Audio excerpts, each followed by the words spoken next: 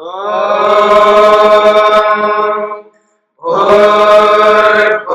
स्वः तत्सवितुर्वरेण्यं भर्गो देवस्य धीमहि धियो यो नः प्रचोदयात्।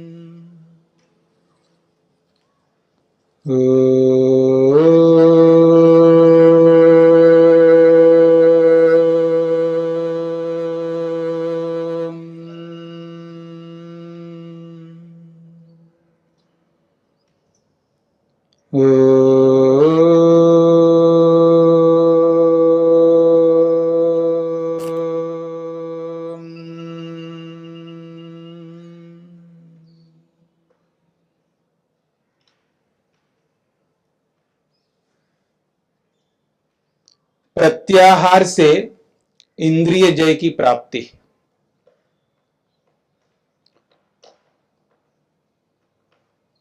इंद्रिय जय बनना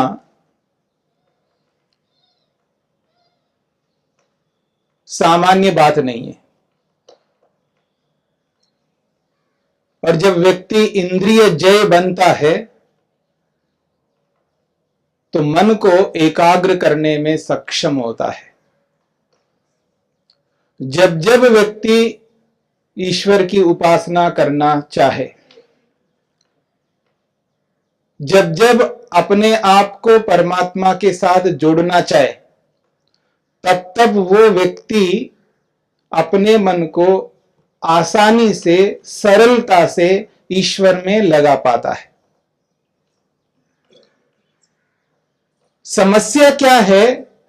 जो ईश्वरोपासक होता है, ईश्वर का ध्यान करने वाला होता है, संध्या करने वाला होता है, वो बहुत मेहनत कर रहा होता है अपने मन को ईश्वर में लगाने का, ईश्वर में एकाग्र करने का, लेकिन लगा नहीं पाता है।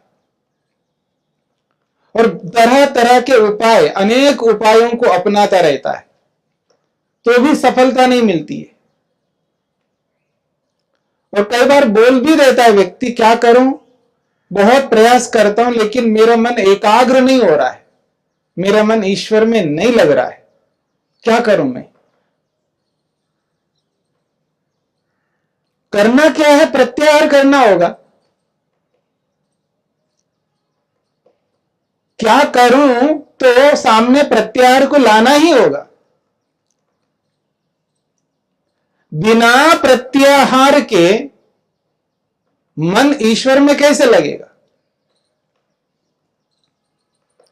और प्रत्याहार बनेगा कैसे? जब आसक्ति को छोड़ेंगे। और जब तक आसक्ति रहेगी तब तक प्रत्याहार की स्थिति नहीं बनेगी। और व्यक्ति आसक्ति को पकड़े रखता है, और एक ओर से आसक्ति को पकड़ के रखता है, दूसरी ओर से अपने मन को ईश्वर में लगाने के लिए मेहनत कर रहा होता है, बहुत प्रयास कर रहा होता है। एक एक घंटा बैठता है व्यक्ति, कोई कोई 1.5 घंटा बैठता है, कोई कोई 2-2 घंटे भी बैठता है, कोई कोई तो 3-3 घंटे बैठता है। और उस बैठ करके उसमें संघर्ष बहुत चलता रहता है उसको।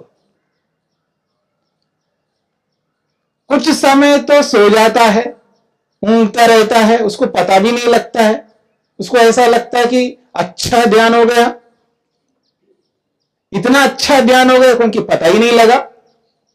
ऐसा भी होता है। बीच बीच में ऊँघता रहता है,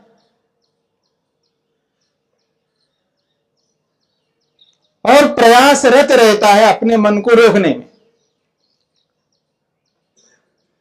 उपासना के काल में अभ्यास, वो अभ्यास कर रहा होता है जो व्यवहार काल में करना होता है। जो अभ्यास व्यवहार काल में करना है, उस अभ्यास को उपासना के काल में बैठ करके करता है व्यक्ति। बार बार मन को रोक रोक करके, पकड़ पकड़ करके ईश्वर में लगाने लगता है, लेकिन वो लगेगा कैसे? क्योंकि आसक्ति है। धन में आसक्ति है, जमीन में आसक्ति है, या पुस्तकों में आसक्ति है, आश्रम में आसक्ति है, किसी व्यक्ति विशेष में आसक्ति है। हमारी जो आसक्ति है वो जड़ वस्तुओं में होती है, चेतन वस्तुओं में आसक्ति नहीं होती है। हां, चेतन व्यक्ति का जो आश्रय, जो शरीर है ना, उस शरीर में आसक्ति हो सकती है। वो जो चेतन आत्मा है ना, उसमें आसक्ति नहीं होती है व्यक्ति। तो या तो शरीर में आसक्ति रखता है, या शरीर से भिन्न और जो जड़ पदार्थ हैं उनमें आसक्ति रखता है। उन आसक्तियों को कम किए बिना, उनको पकड़े बिना, उनको समझे बिना प्रत्याहार नहीं बन पाएगा। इसलिए अलग अलग ऋषियों ने प्रत्याहार का जो परिणाम इंद्रिय जय है उसको लेकर के अपने अपने मंतव्य को रखा है। कुछ ऋषियों ने व्यवहार काल को ध्यान में रख करके इंद्रिय जय को समझाने का प्रयास किया है। पहला मंतव्य उनका था शब्दादिषु अव्यसनम इंद्रिय जय। जो संसार में हम जो भी देखते हैं, जो भी विषय है, ज्ञान के माध्यम से जिन विषयों को हम ग्रहण करते हैं और कर्म के माध्यम से जिन विषयों को हम ग्रहण करते हैं, कर्मेंद्रियों से भी हम बहुत कुछ विषयों को ग्रहण करते हैं और ज्ञानेंद्रियों के माध्यम से भी विषयों को ग्रहण करते हैं। उनमें आसक्ति बनी हुई रहती है। किसी को हस्तेंद्रिय में आसक्ति है, किसी को वागेंद्रिय में आसक्ति है, किसी को पादेंद्रिय में आसक्ति है, किसी को गुप्तेंद्रियों में आसक्ति है, किसी को देखने में आसक्ति है, किसी को सुनने में आसक्ति है, किसी को सूंघने में आसक्ति है, किसी को चखने में आसक्ति है, किसी को स्पर्श करने में आसक्ति है। कोई ना कोई किसी ना किसी में लगा हुआ है, फंसा हुआ है, चिपका हुआ है व्यक्ति किसी ना किसी में। और इन आसक्तियों को ना पकड़ करके, इन आसक्तियों को दूर किए बिना हम प्रयास कर रहे होते मन को रोकने में। इसलिए ऋषियों ने कहा ये जो आसक्ति है ना, इस आसक्ति को त्याग करना पड़ेगा। इस आसक्ति को त्याग करते हुए आगे बढ़ना होगा, समझ पैदा करना होगा। जो जानकारी हमें है, बहुत कुछ जानकारी है, उस जानकारी को व्यवहार में उतारना पड़ेगा, जिससे वो आसक्ति जो है समझ में आने लगेगी। चाहे वो शरीर के प्रति आसक्ति हो या अन्य जड़ वस्तुओं के प्रति आसक्ति हो। और जिस जिसमें राग है, जिस जिसमें द्वेष है, उस राग और द्वेष को पकड़ते हुए जाना पड़ेगा। जहां जहां राग है, जहां जहां द्वेष है, उसको समझते हुए जाना पड़ेगा। और यह आवश्यक मान करके चलना होगा, राग हानिकारक है।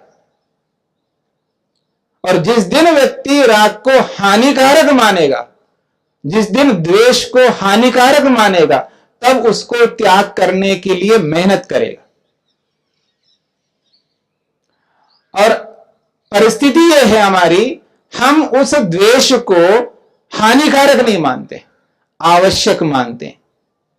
उस राग को हानिकारक नहीं मानते, आवश्यक मानते हैं। इतना तो हमको करना ही पड़ेगा। इसके बिना हमारा काम नहीं चल सकता, ये तो करना ही होगा। चाहे वो राग हो या चाहे द्वेष हो, उसको हानिकारक मानते ही नहीं है।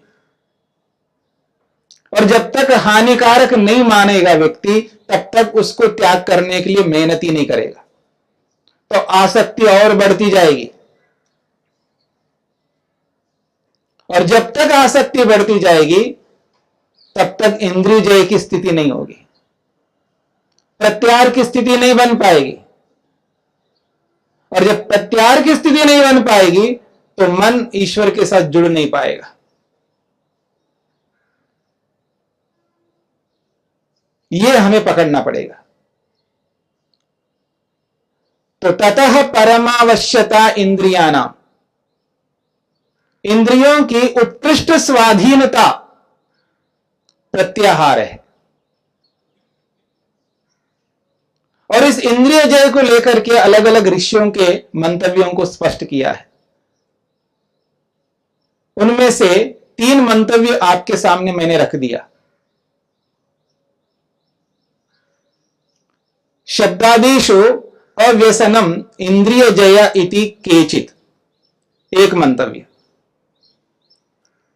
अविरुद्धा प्रतिपत्तिर न्याय्या शब्दादि संप्रयोगा स्व इच्छया इति अन्ये, यह दूसरा मंतव्य था। राग द्वेष अभावे सुख दुख शून्यम शब्दादि ज्ञानम इंद्रिय जय इति केचित, ये 3 मंतव्य मैंने आपके सामने रख दिए। और एक मंतव्य जैगीषव्य नामक एक ऋषि हुए, जैगीषव्य नामक एक ऋषि हुए हैं, उन्होंने इस इंद्रिय जय को लेकर के स्पष्ट किया है। वो कहते हैं चित्त ऐकाग्र्यात्, चित्त ऐकाग्र्यात् अप्रतिपत्ति एव इंद्रिय जय इति जैगीषव्य। यदि इंद्रियों को रोकना है, यदि इंद्रियों को काबू में रखना है, क्योंकि 10 इंद्रियां हैं, एक एक को पकड़ पकड़ करके हम काबू में नहीं रख पाते। तो इन 10 इंद्रियों को पकड़ना है तो मन को पकड़ लो, मन को समझ लो, और उस मन को समझ करके उसको पकड़े रखो, तो अपने आप इंद्रियां रुक जाएंगी। अपने मन को एकाग्र कर लो, या अपने मन को अपने अधिकार में कर लो। मन को अधिकार में करते ही इंद्रियां अपने आप रुक जाएंगी।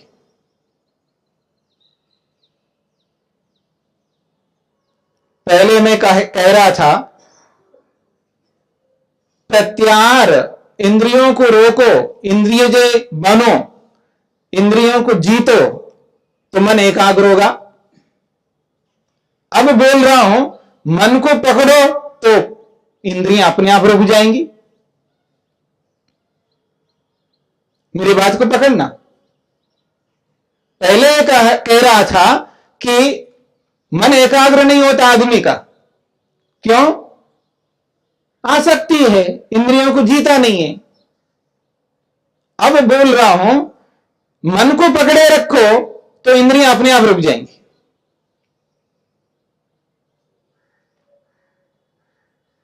मन को पकड़े रखो, इंद्रियां अपने आप रुक जाएंगी। यह पहली वाली बात सही है या दूसरी वाली बात सही है? दोनों ही बातें सही हैं, दोनों ही बातें सही हैं। क्योंकि व्यक्ति कभी मन को पकड़े रखता है तो इंद्रियां रुक जाती हैं, और कभी इंद्रियों को पकड़े रखता है तो मन रुक जाता है। कभी कभी आदमी की इच्छा प्रबल होती है, याद रखना। कभी कभी आदमी की जो इच्छा है वो प्रबल हो जाती है। अंदर की जब इच्छा पैदा हो जाती है व्यक्ति की, मेरा मन कह रहा है, आदमी जब बोलता है मेरा मन कह रहा है इसलिए मैं करूंगा, मेरा मन कह रहा है इसलिए मैं करूंगा। जब मेरा मन कह रहा है ऐसा जब बोल रहा व्यक्ति, तो मन को लेकर के चलता आदमी, तो कहीं कहीं अपने मन को सामने रखता है और मन को चला रहा होता है। और जहां मन को चला रहा होता है वहां पर उस स्थिति को पैदा कर लो। मन को चलाने की स्थिति पैदा कर लो। मेरा मन कह रहा है मेरे को जाना चाहिए, मन कह रहा है ना, पांव थोड़े ले जा रहे हैं आपको। मन कह रहा है, मेरा मन कह रहा है कि मेरे को जाना चाहिए, तब मैं जाने लगता हूं। इसका मतलब आपने मन को पकड़े रखा वहां पर, मन को आदेश दे दिया, फिर आदमी चलने लगता है। तो ऐसे बहुत सारे प्रसंग हमारे जीवन में आते हैं, उन प्रसंगों को समझना पड़ेगा। उन प्रसंगों को समझना होगा और एक एक प्रसंग को सामने ला करके देखना होगा कि अमुक जगह पर अमुक जगह पर अमुक जगह पर मैं मन के हिसाब से चलता हूं। मेरा मन कह रहा है इसलिए मैं ऐसा करता जा रहा हूं। तो जहां जहां मन के हिसाब से चल रहे हैं उन सारे प्रसंगों को सामने लाओ।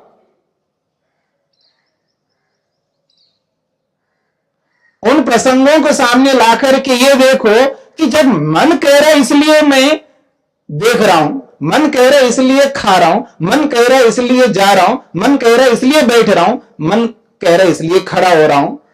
ऐसे जितने भी प्रसंग है उन सारे प्रसंगों को सामने ले आओ।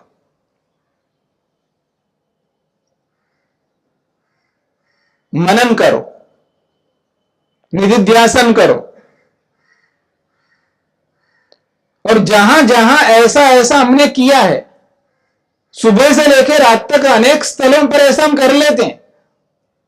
उन सारे प्रसंगों को, एक दिन के हो चाहे एक सप्ताह के हो या एक महीने का हो, उन सारे प्रसंगों को इकट्ठा करके देखो, उनका विश्लेषण करो, तो पता लगेगा मैं इन इन स्थलों पर मन के मुताबिक चल रहा हूं। तो उस मन को पकड़ने का प्रयास करो। जब उस मन को पकड़ लेंगे, ऐसी परिस्थिति में मन पकड़ में आ जाता है, तब इंद्रियां कुछ नहीं कर सकती। उसका अभ्यास करना पड़ता है व्यक्ति। उन सारे प्रसंगों को सामने रख करके उन प्रसंगों के अनुरूप व्यक्ति को अभ्यास करना पड़ता है मन को रोकने का। और उसके साथ में जो कुछ भी जानकारी हमने एकत्रित की है, उस जानकारी को सामने लाना पड़ता है। और उस जानकारी को लगा करके, उसका प्रयोग करते हुए और इन उदाहरणों को सामने रखते हुए फिर उस मन को रोकने का प्रयत्न करना होता है। तब जाकर के हम अपने मन को रोकने में सक्षम हो जाएंगे। और जीवन का जो भी व्यवहार है हमारा, और उस व्यवहार को यम और नियम के साथ और जोड़ लो, तब जाकर के धीरे धीरे जो मन है हमारा वो समझ में आने लग जाएगा। कहां मैं मन के मुताबिक चल रहा हूं और कहां मैं इंद्रियों के मुताबिक चल रहा हूं।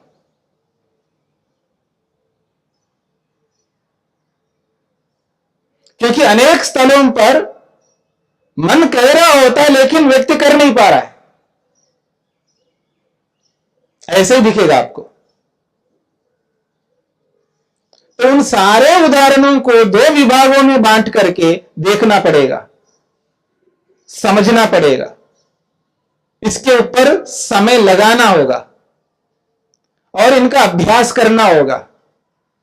तब मन को एकाग्र करने में हम सक्षम हो सकते हैं। इसलिए ऋषि कहते हैं चित्त एकाग्र्यात् अप्रतिपत्ति ही।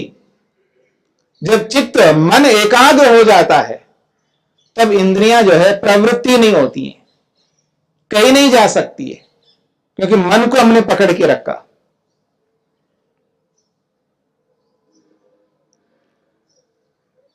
और इसका नाम है इंद्रिय जय। ऐसा जैगीषव्य आचार्य कह रहे। तो 4 मंतव्यों को प्रस्तुत किया है। इन 4 मंतव्यों में 3 मंतव्य तो व्यवहार से संबंधित है, व्यवहार काल में जिनका प्रयोग हम करते हैं, आवश्यकता के अनुसार अविरुद्ध होकर के, शास्त्र से अविरुद्ध होकर के, यानी शास्त्र के अनुरूप, शरीर विज्ञान के अनुरूप, नियमों के अनुरूप, सृष्टि क्रम के अनुरूप जब हम व्यवहार करते हैं तब हमारी इंद्रियां नियंत्रण में रहती हैं, क्योंकि व्यवहार के लिए आवश्यक है। और जहां जहां व्यवहार में नियंत्रित होकर के हम इनका प्रयोग करते हैं विषयों का, तो भी इंद्रिय जय कहलाएगा, तो ये व्यवहार के लिए होगा। और ये जितने भी तीनों मंतव्य है ये व्यवहार काल में ही लागू होते हैं। लेकिन जो चौथा मंतव्य है वो व्यवहार काल के लिए नहीं है, वो उपासना काल के लिए, भक्ति के लिए, क्योंकि वहां पर तो व्यवहार ही नहीं करना है। आवश्यकता के अनुसार मैं देखूंगा ये नहीं चलेगा आंखों से। उपासना के काल में थोड़ा सा देखूंगा जी ये नहीं चलेगा, थोड़ा सा सुनूंगा जी क्या बोल रहे हैं लोग, नहीं चलेगा। यानी ज्ञानेंद्रियों और कर्मेंद्रियों का प्रयोग कर ही नहीं सकते उपासना के काल में। तो जहां उपासना का काल आएगा वहां पर चौथा नियम, चौथी विधि, चौथा मंतव्य काम आएगा। चित्त एकाग्र्यात् अप्रवृत्ति, मन के एकाग्र होने से इंद्रियों की प्रवृत्ति नहीं होती है, यानी इंद्रियों का व्यवहार ही नहीं होगा, इंद्रियां काम ही नहीं करेंगी, 10 इंद्रियां बैठी रहेंगी, कार्य से विमुक्त होकर के बैठी रहेंगी। तो इंद्रियां कहीं नहीं जाएंगी, फिर कोई परेशानी नहीं होगी, फिर ना हिलना डुलना होगा, ना खुजलना होगा, ना कोई परेशानी होगी शारीरिक, ना देखने की इच्छा होगी, ना सुनने की इच्छा होगी, न कोई गंध की अनुभूति होगी, न कोई स्पर्श की अनुभूति होगी, क्योंकि मन को इन इंद्रियों से हटा करके ईश्वर के साथ जोड़ दिया, एकाग्र कर दिया। मन को धारणा स्थल पर टिका दिया और उसी धारणा स्थल पर ईश्वर है वहीं पर टिका दिया, भगवान में। तो मन तो ईश्वर के साथ लगा हुआ है, और जब मन ही ईश्वर के साथ लगा हो तो इंद्रियां कुछ नहीं कर सकती उस स्थिति में। तो ये जो मंतव्य है जैगीषव्य का, और ऐसा ही मंतव्य महर्षि वेदव्यास का है। इसलिए वो कहते हैं ततश्च परमातु इयं वश्यता ये चित्त निरोधे निरुद्धानि इंद्रियाणि इति। वास्तव में उत्कृष्ट इंद्रियों की स्वाधीनता वही है जो कि मन को रोक लेने पर इंद्रियां रुक जाती हैं। इंद्रियों की विशेष स्वाधीनता, इंद्रियों का जो नियंत्रण है वो है जब मन को रोक लेने पर अपने आप इंद्रियां रुक जाती है। उसके लिए अलग से मेहनत करने की जरूरत नहीं है। इसलिए वो कहते हैं न इंद्रिय जयवत प्रयत्न कृतम उपायांतरम अपेक्षन्ते योगिनः। योगी लोग एक एक इंद्रिय को रोकने के लिए अलग अलग उपायों की अपेक्षा नहीं रखते हैं, बस एक बार मन को रोक लेते हैं। उपासना के काल में एक बार मन को अपने अधिकार में कर लेते हैं, मन को पकड़ करके धारणा स्थल पर बिठा लेते हैं, ध्यान के साथ जोड़ देते हैं, परमेश्वर के साथ जोड़ देते हैं। तब इंद्रियों को रोकने की कोई आवश्यकता नहीं है, क्योंकि अपने आप रुक जाएंगे। क्योंकि काम तभी कर पाएंगी इंद्रियां जब तक मन इंद्रियों के साथ जुड़ा रहेगा। मन एकाग्र है, ईश्वर में एकाग्र है और इंद्रियों के साथ जुड़ा नहीं है, तो इंद्रियां कुछ नहीं कर सकती। न ज्ञानेंद्रियों से ज्ञान प्राप्त कर सकती हैं इंद्रियां, न कर्मेंद्रियां जो है कर्म कर सकती हैं। तो 10 इंद्रियां रुक जाएंगी फिर। यह वास्तव में प्रत्याहार है, और इस प्रत्याहार की उपलब्धि इसी में है कि उत्कृष्ट नियंत्रणता, उत्कृष्ट स्वाधीनता, इंद्रियों का जय व्यक्ति को प्राप्त हो जाता है। और वो जब चाहे तब, जब जब ईश्वर की भक्ति करना चाहता है तब तब इंद्रियों को रोक लेगा। और व्यवहार काल में भी जहां जैसी परिस्थिति आएगी उस परिस्थिति के अनुरूप उस इंद्रिय को आराम से रोक लेगा, उसको कोई परेशानी नहीं आएगी।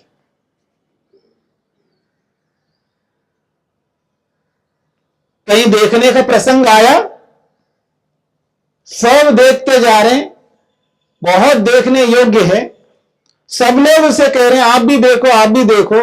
अगर उसकी इच्छा नहीं है तो उसके मन में देखने की इच्छा ही उत्पन्न नहीं होगी। एक होता है अंदर से तो इच्छा है लेकिन ऊपर से देख नहीं रहा आदमी। मेरी बात को समझने का प्रयत्न करना। एक वो स्थिति होती है कि अंदर से तो इच्छा है देखने की लेकिन ऊपर से नहीं देख रहा है। ऊपर से ना देखने के पीछे बहुत सारे कारण होते हैं और उन कारणों को आप भली भांति जानते हैं। सबके अपने अपने अलग अलग कारण होते हैं। ऊपर से देखता नहीं है लेकिन अंदर से देखने की इच्छा है, एक तो यह स्थिति है। और एक वास्तव में अंदर से इच्छा ही नहीं है, कोई देखना ही नहीं चाहता और बाहर से भी नहीं देखना चाहता, अंदर से भी देखना नहीं चाहता, तब कोई परेशानी नहीं होती व्यक्ति को, आसानी रहती है। और ऐसा हर व्यक्ति के जीवन में किसी न किसी विषय को लेकर के होता है। लेकिन यहां उल्टा यह है कि यहां हर विषय में ऐसा ही होगा। जिसने प्रत्याहार को जीत लिया है, जिसके जीवन में प्रत्याहार की सिद्धि है, उसको हर विषय में ऐसा ही होगा, किसी किसी विषय में नहीं। जहां जब चाहे उसको अपने आप को रोक लेगा। इसलिए उसको घड़ी घड़ी कोई गुस्सा नहीं आता, घड़ी घड़ी किसी को कुछ भी नहीं बोलता, न तो द्वेष करता है, न राग करता है, न मोह करता है, न चिल्लाता है, शांति रखता है, अपनी प्रसन्नता को बनाए रखता है, अपनी आंतरिक स्थिति को अच्छा बना के रखता है, चिंताओं से मुक्त रहता है, परेशानियों से मुक्त रहता है, ब्लड प्रेशर से बच जाता है, हार्ट ट्रबल से बच जाता है, धक्का जो लगता है ना आदमी को, उन सब से बच जाता है। पता नहीं आदमी को कब कैसा धक्का लग जाता है, बहुत मुश्किल होता है। ये सारा का सारा झगड़ा अनियंत्रण का है, इंद्रियों पर नियंत्रण का ना होना। किसी न किसी रूप में इंद्रियों पर नियंत्रण का ना होना बहुत बड़ा कारण है। और ये जो प्रत्याहार है, इन सब धक्कों से ऊपर उठा देता है आदमी को। इसलिए योग का महत्व जीवन में बहुत अधिक है। किसी को समझ में नहीं आता वो एक अलग बात है, लेकिन जिसको समझ में आता है वो मस्त रहता है, शांति से रहता है, तृप्ति से रहता है। इस बात को समझ करके चलना होगा, प्रत्याहार को अपनाना होगा।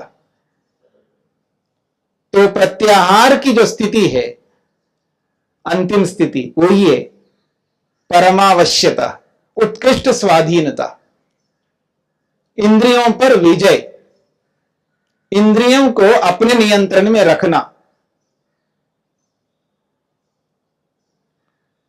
सुनते हो ना इंद्रजित के बारे में, रावण का पुत्र,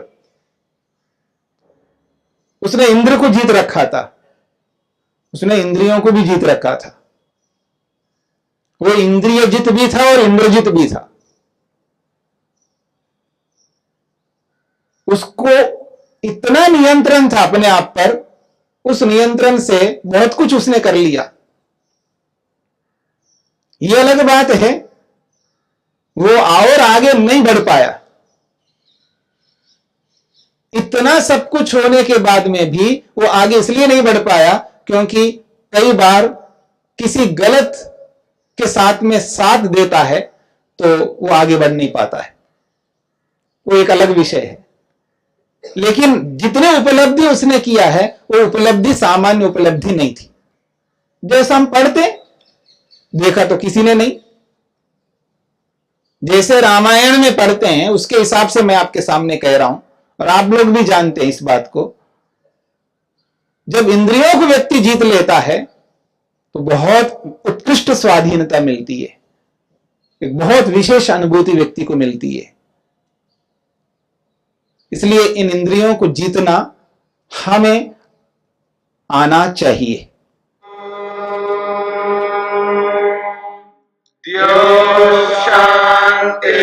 शान्तिरन्तरिक्षं शान्ति पृथिवी शान्तिरापः शान्तिरोषधयः शान्तिः वनस्पतयः शान्तिर्विश्वे देवाः शान्तिर्ब्रह्म शान्ति सर्वं शान्ति शान्तिरेव शान्ति क्षमा शान्तिरेधि ॐ शान्ति शान्ति शान्ति।